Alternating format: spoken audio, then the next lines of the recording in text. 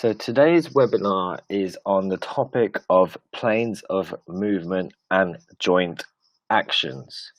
So if you remember joint actions, we've covered them in level 2 already. That would be the movement that comes around from a joint. So what is that joint? What kind of movements is that joint able to bring about? What movements can you do at the shoulder? What movements can you do at the elbow, at the hip, at the spine, for examples? So specific joints and specific areas of the body will bring about specific joint actions. And same with muscles, the muscles, what can a bicep do? A bicep creates elbow flexion. That is the joint action of a bicep, elbow flexion. And you can think about the opposite. What does a tricep muscle do?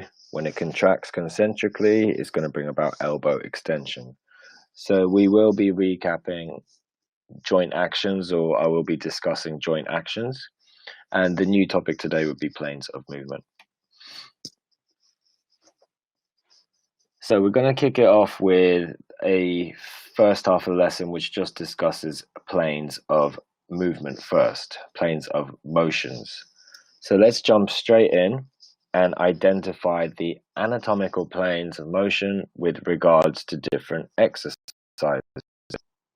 So this is the important takeaway, guys. Why you'll need to know this is when you're looking at the movement of the body, so kinesiology, we always have movements that take place from the bones and the joints, and they are the movements that you'll see in these three different anatomical planes. So just take a minute or so to just have a look at this diagram, which is looks like a man standing in the anatomical position, which is with the hands, with the palms out, externally rotated. We have got three planes, three squares. Two of them are vertical planes. The blue one, if we look on side on, instead of a line, that would be a square as well, a pink square, and then we have one horizontal plane in yellow. So these three vertical planes or horizontal planes will divide the body into half. So let me discuss how they divide the body into half now. We'll start off with the bluey turquoisey square. This is the frontal plane. It is called the frontal plane because it divides the body from the front half to the back half. It divides the body from your anterior side to your posterior side. So that vertical plane, you could just imagine like a big mirror, for example, will come straight down your body and cut your body in half from your front to your back. That's why it's called the frontal plane. The second plane I'll talk about now is the pink line here, but if we were to look at this body if we turned it 90 degrees, that line will now be a pink square again. This is the sagittal plane, and it divides the body from the left to the right sides. Sagittal plane divides the body from the left to the right side. Finally, we have got the yellow plane, the horizontal plane here. This is called the transverse plane, and it divides the body from the upper half to the lower half. Now we're going to be able to do movements that follow the plane. So, for example, we started with the turquoisey blue plane, which divides the body from the front and back.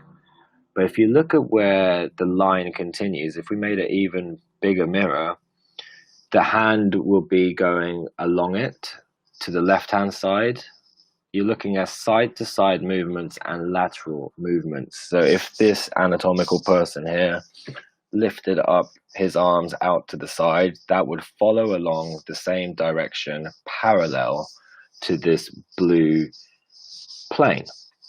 So the frontal plane is called frontal because it divides the body front to back, but the movements we're going to be creating are going to be left to right or lateral movements. The sagittal or the pink plane, remember, cuts the body left and right, but if we follow that line parallel, we are going to be doing exercises that go forwards and backwards. And you get a lot of exercises that go forward and backwards in the sagittal plane, such as lunges, for example. You'll be doing forward lunges or backward lunges.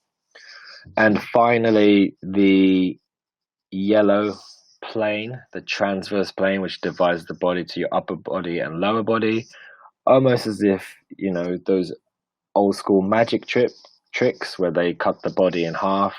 If your body was cut in half and rested on top of a table, this yellow table here, what kind of movements would you be able to do, keeping everything flat on the surface? You would only be able to do rotational movements. So just want to go through 3 slides and then I'm going to ask if there's any questions.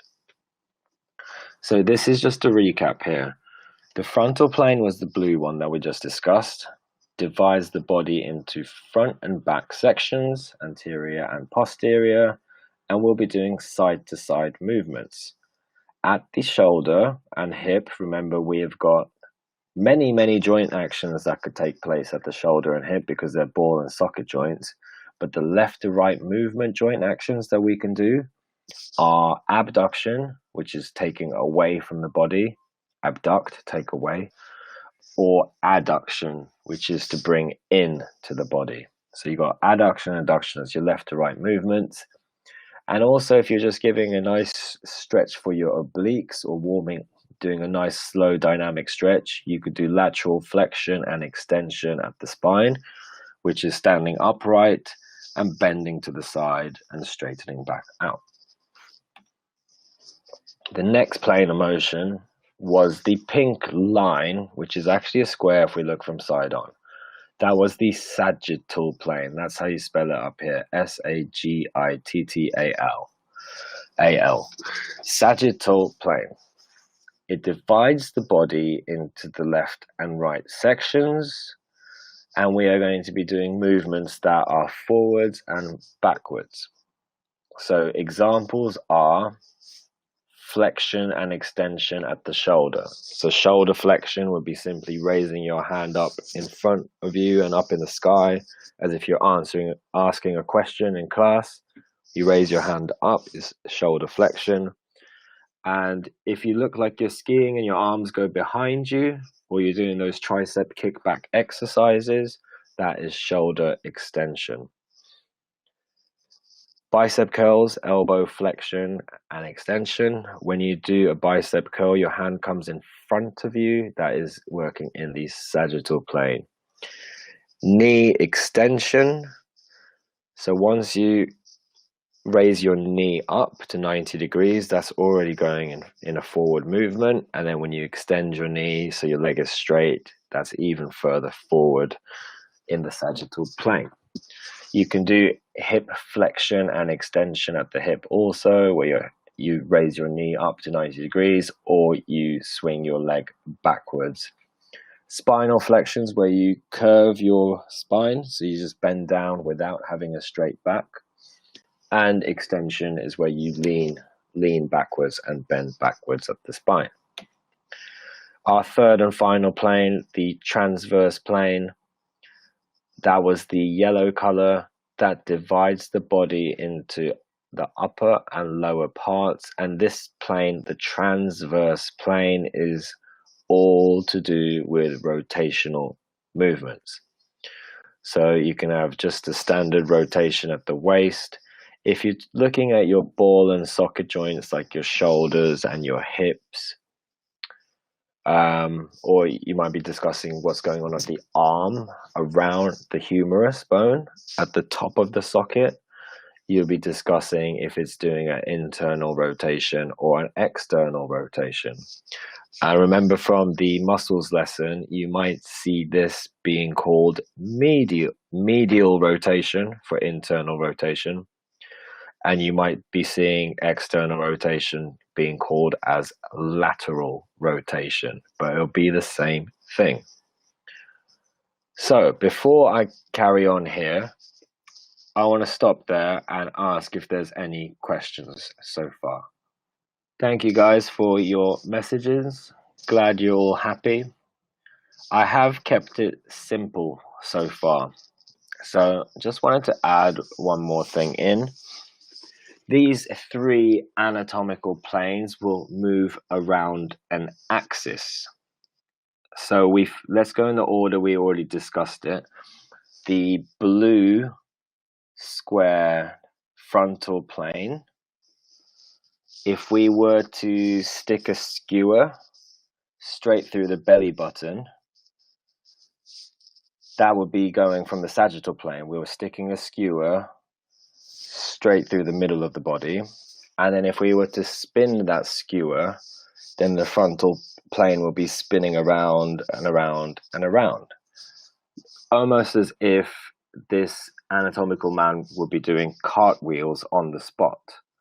So the frontal plane, the frontal square, will be moved about the sagittal plane axis.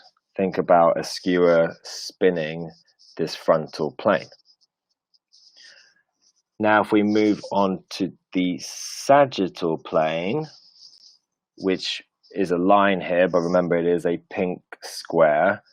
And now we get a blue skewer and stick the anatomical person with a blue skewer right at the side, so through the oblique, and spin this anatomical person. They'll be spinning around with the head coming down and the legs going up from the view we're looking at.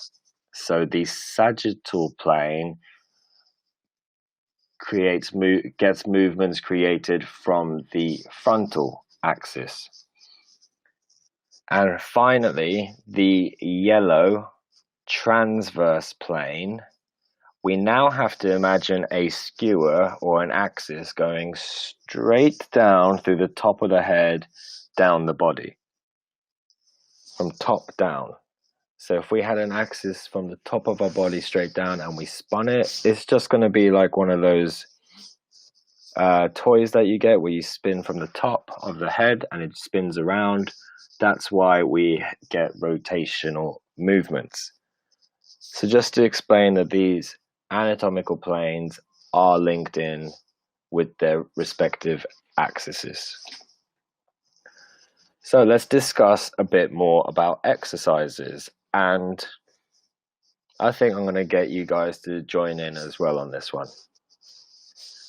So let's start in the order we did them all in, if it makes sense. But just to give you a heads up, that the first one we're going to discuss, which is the blue frontal plane, divides the body front and back, but we're going to do left to right movements. There's not as many exercises here as you might think, or it's harder to think of them anyway. So I'll give a couple examples and then try to think of some now and then type in the box if you get one. So my exercise examples is lateral flexion and extension. So this could be a good warm-up where you bend sideways and straighten up. You do see some people hold some very heavy dumbbells in the gym and do this to work their obliques, where they bend down to the side, straighten back up. I personally don't like that exercise, but that's for another topic anyway. But that would be my example of an exercise. And cartwheels. If we keep really rigid and we're able to just stay in the left and the right directions, then cartwheels. So over to you guys now. Can you type in any exercises in the chat box that would be left to right movements only, predominantly left to right movements? Yes, Sean, that's a good example. Side raises. Lateral raises. You hold dumbbells by your side and you just lift it up to shoulder level to work your deltoids or your medial delts. Gemma, that is perfect. Kicking legs out left to right using a band. So we're looking at abduction. Hip abduction is when you're going to raise your leg out to the side, which works on your glute medius very well. Leg swings is a good warm up, and if you add resistance to it, whether it's a band or a cable, that now becomes an exercise to work on your glute medius. So we've got lateral lunges here. Star jumps is a very good one for the jumping jacks, star jumps. They're very good for exactly in this frontal plane. Okay, let's stop there, and I want to talk about lateral lunges. So everyone come back and look at the image here.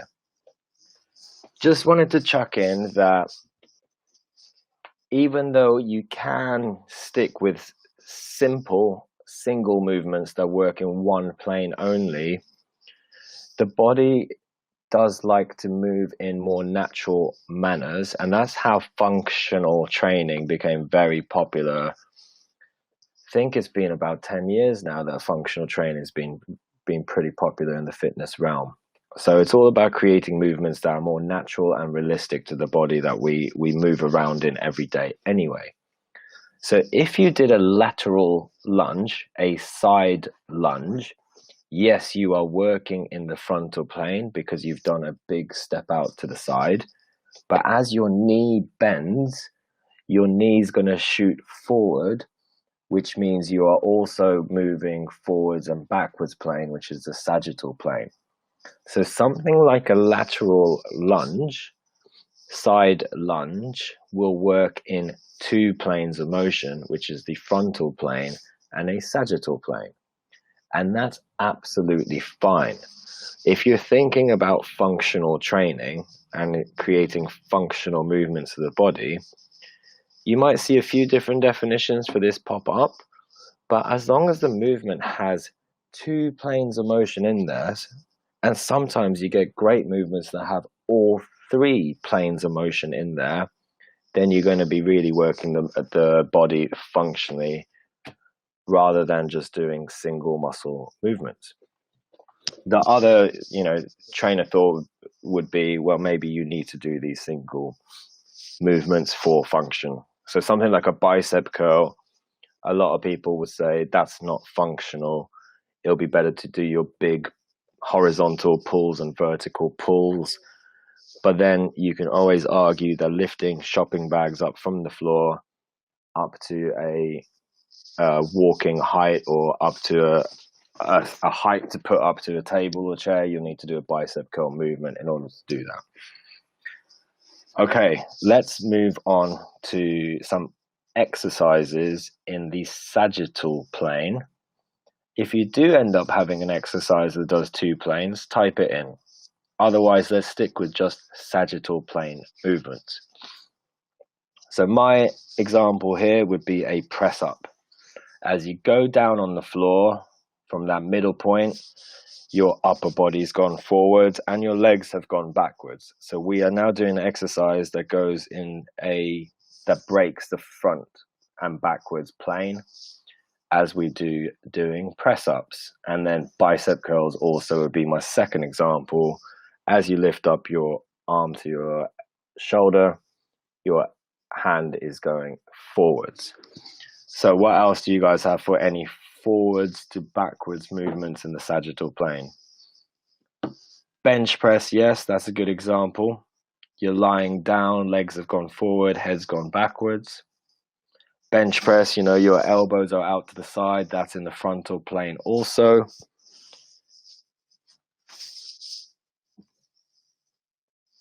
Straight leg raise, so lying down on your back and lifting your legs up, leg raises. So just wanted to double check here, can you all hear me? Just a quick yes, and I just wanted to discuss. Okay, perfect. Sit-ups is a perfect example. You're lying down, your legs have gone forward, your heads have gone backwards. I had an example for pull-ups here. Pull-ups will be more so your frontal plane. So if you think about it, once you grab the bar, your elbows and your hands come out to the side, which creates a W position. If you do a strict pull up, it'll be more in the frontal plane. If you're sticking your leg out in front of you, or you're doing these CrossFit kipping pull ups where you go forward and back with momentum, then you'll be looking at sagittal plane and also frontal plane. Pike exercise, yes, that would be sagittal. Okay, good stuff, guys. So finally, transverse plane, anything that rotates. So my two examples would be sitting on the floor, holding a medicine ball, twisting left and right. That'll be Russian twists. Otherwise, I'm going to work my rotator cuffs to make sure I don't get them injured. I'm going to hold a cable, stick my elbow into my side, and externally rotate. So external rotation at the shoulder. Any other rotational movements, guys? Sit up and twist we've got. So abdominal crunch and twist. That was a level 2 exercise for you guys, wasn't it? Called oblique twist. That is working sagittal and transverse plane, both of them. Anything else? So any type of rotational movement would do. Ooh, X plank. I'm not sure what that is. It sounds like a tough exercise. Side plank and reaching under. I've always known them as threading the needle, but yes, that is perfect example. Bicycles are sagittal and transverse. You gain that twisting motion, aren't you? Kettlebells around the body, around the, is that halos above the top of the head there? That's going to get some rotational movements going for sure. And then twisting mountain climbers. In a plank position, reaching hand to opposite foot, keeping the legs straight. Yes, so there will be some turning of the torso going on there. Right, good stuff, guys. So we've gone through the 3 different planes and some examples of those exercises now. So keep reading around this subject. It's really interesting to see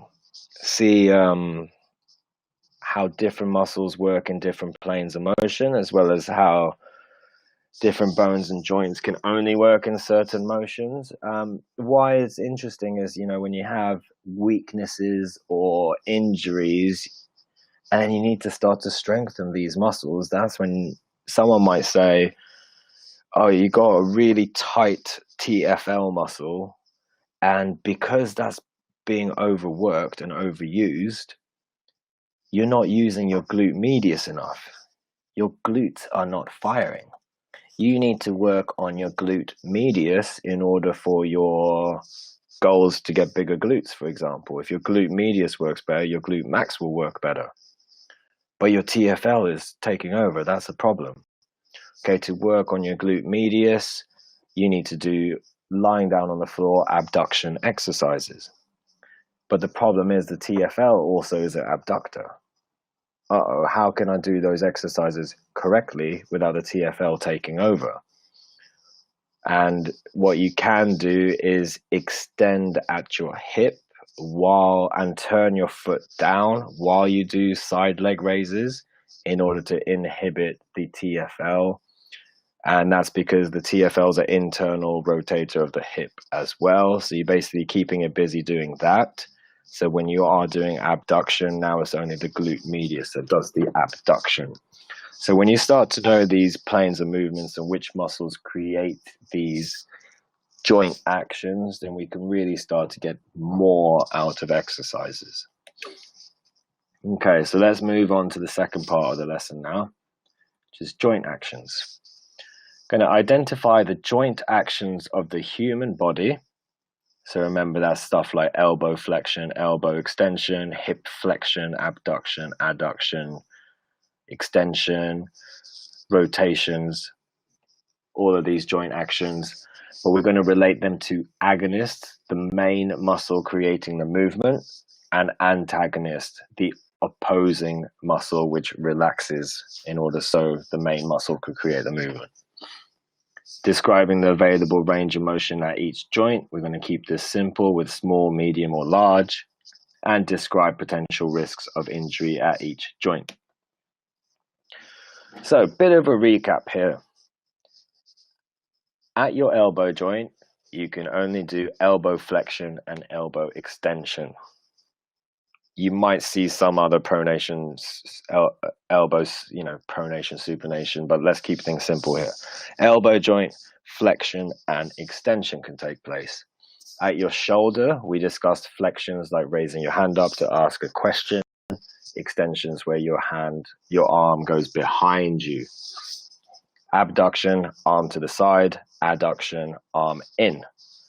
Horizontal flexion. You will need to know this because this happens in a bench press. So when you start answering your workbooks about what are the concentric joint actions in a bench press, your elbow extends, your elbow straightens out when you push the bar forward. So you've got elbow extension. And you've also got horizontal flexion that takes place at your shoulder. So horizontal flexion is start off in a chest fly movement position, and then you're going to do a chest fly movement. So your arms out by your side, and then you're going to squeeze and your hands will meet in the middle. So you got that kind of motion going on at your shoulder as well as an elbow extension at the same place. Horizontal extension is the opposite, where your arms are out by the side and you are bringing them as far back to the body as you can.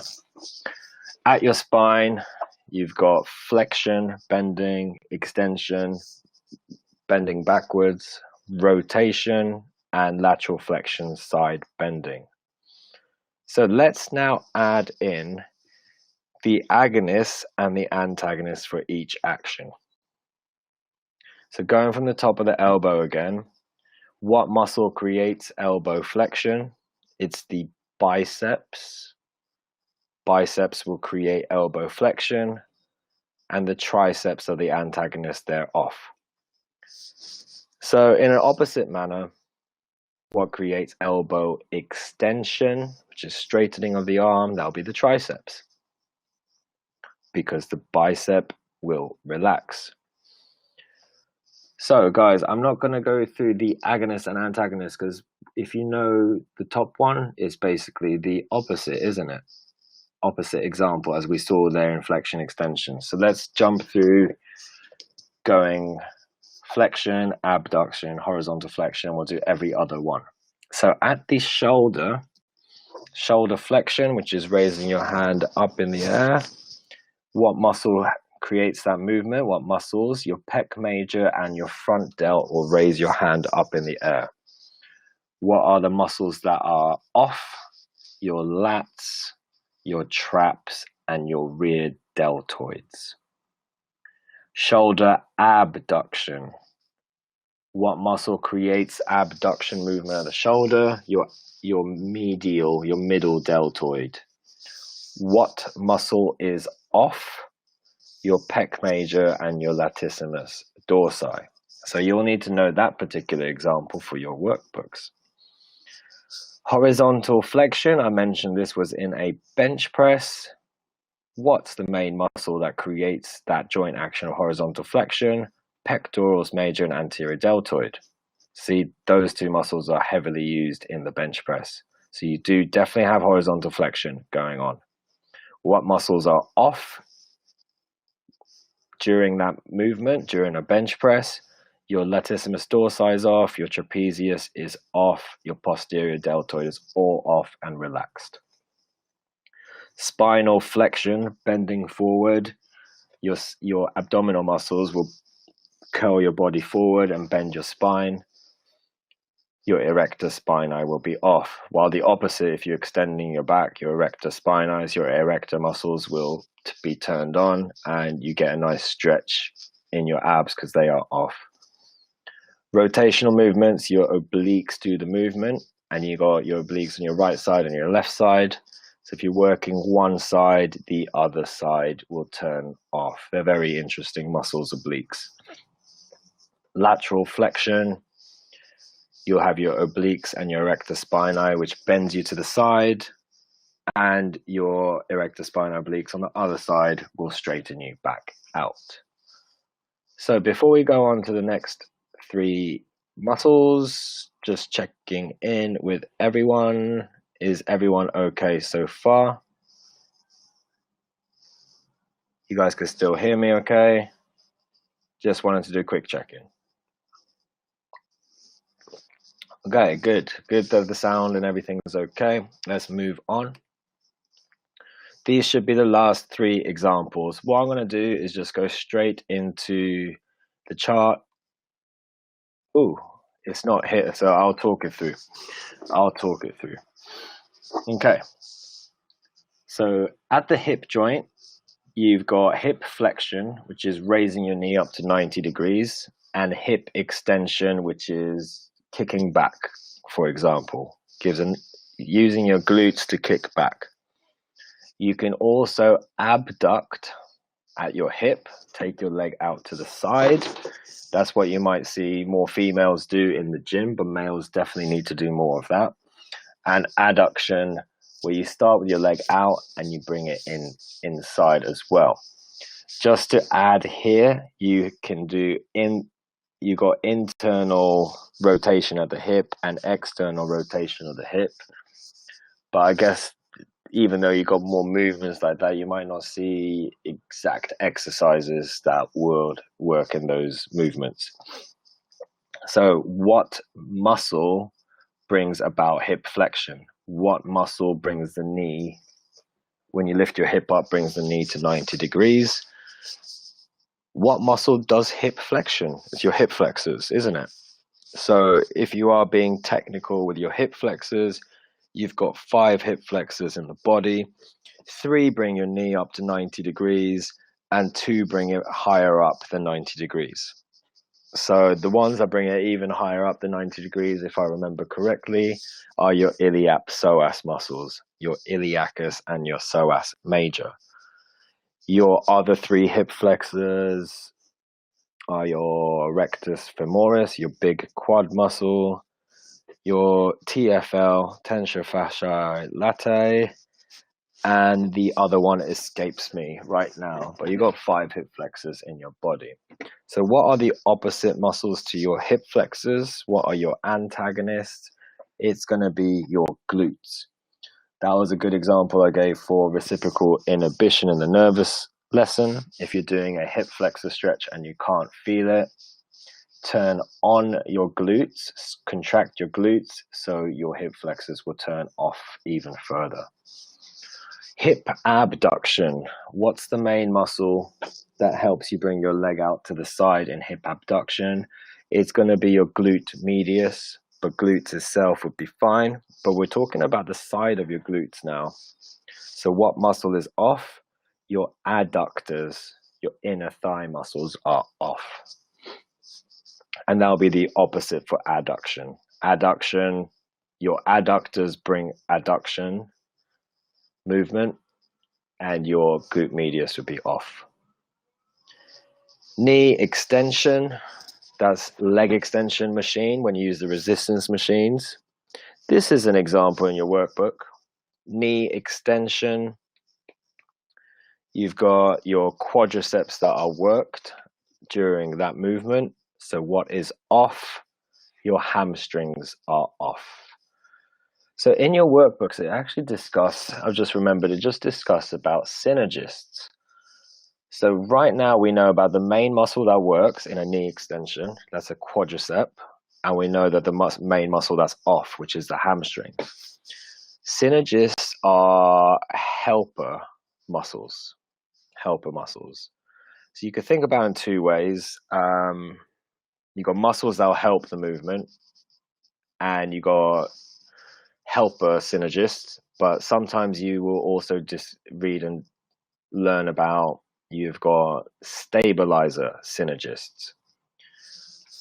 In a knee extension, believe it or not, the muscle that helps you use the leg extension machine, which creates knee extension, is going to be up by your trapezius. So your trapezius is the synergist that helps.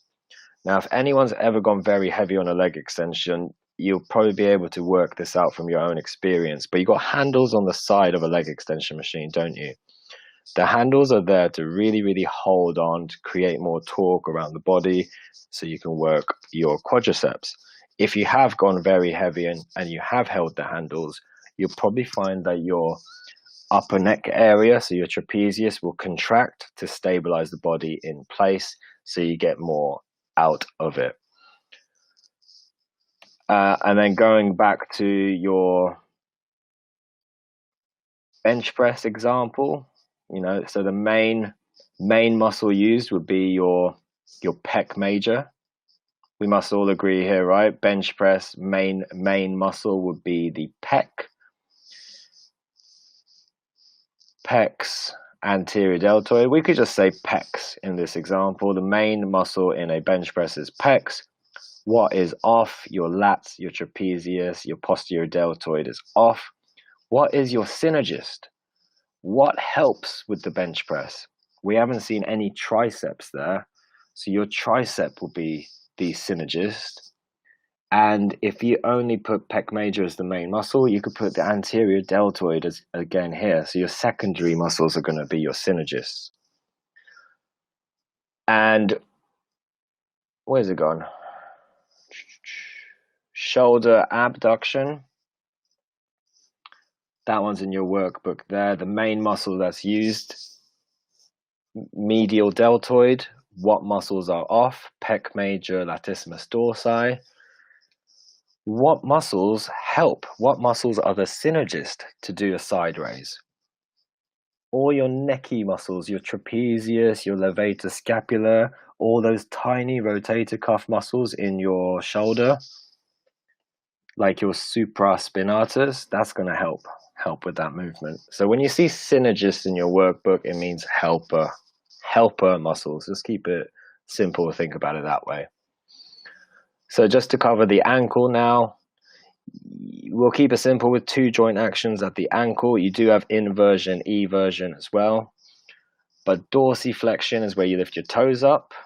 Your tibialis anterior muscle will help you bring your toes up. And that's going to give you a nice stretch on your calf, your gastrocnemius, because that's stretching out. Plantar flexion is where your toes go down to the ground. Your gastrocnemius, your soleus is going to contract, so your toes go down to the ground. And then that's going to give you a nice stretch down with the tibialis anterior. Okay, so let's go through range of motion available joints. We're keeping it nice and simple here. The hip joint is a ball and socket joint.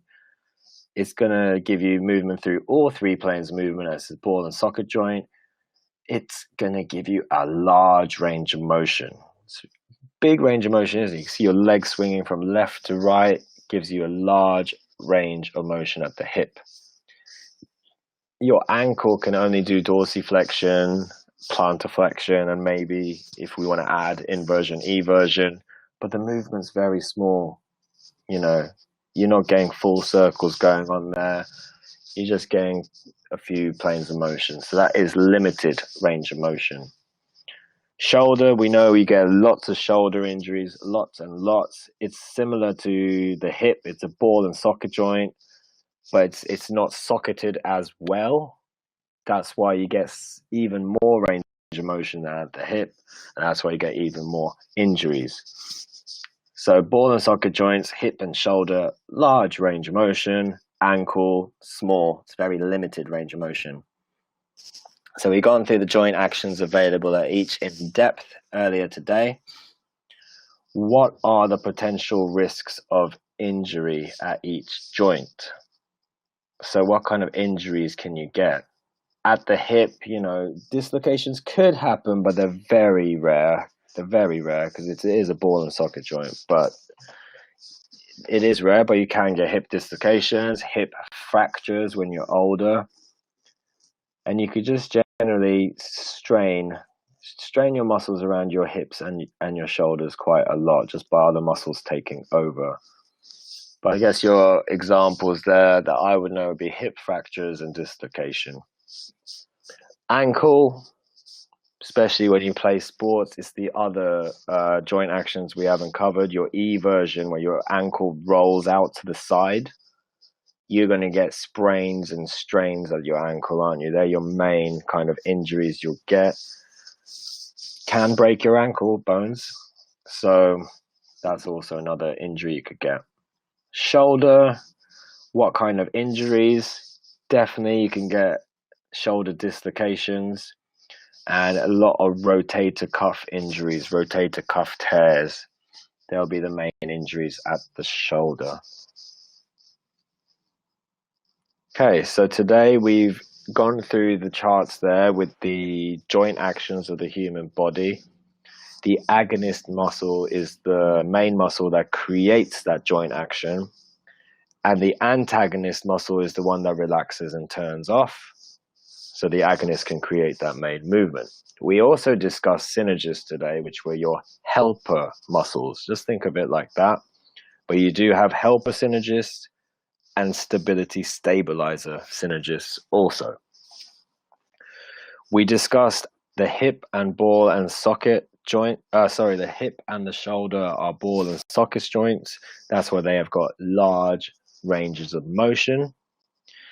So ball and socket joints are vulnerable to dislocations. At the shoulder, you're going to get rotator cuff injuries also. That's generally what gets injured. At the hip, you could get hip fractures. The ankle, very limited range of motion. If you turn and roll your ankle, you're likely to get a sprain or strain, but you can also break your ankles. Okay, guys, I want to take any questions that there might be today. Any questions at all? Great. Thank you very much for everyone tuning into today's webinar and being all nice and happy there. I have dropped in the link again for Thursday's webinar on posture and core. If you have not registered yet, please do that. It's also on the website if you wanted to register in your own time. So just want to say thank you again for joining in, and I'll see you all at 10 a.m. on Thursday. If you've got any questions about anything else, you know where to get me, matt@educatefitness.co.uk. Right, guys, thank you very much for today, and we will see each other Thursday morning, Thursday at 10, posture and core. Take care and see you then. Bye.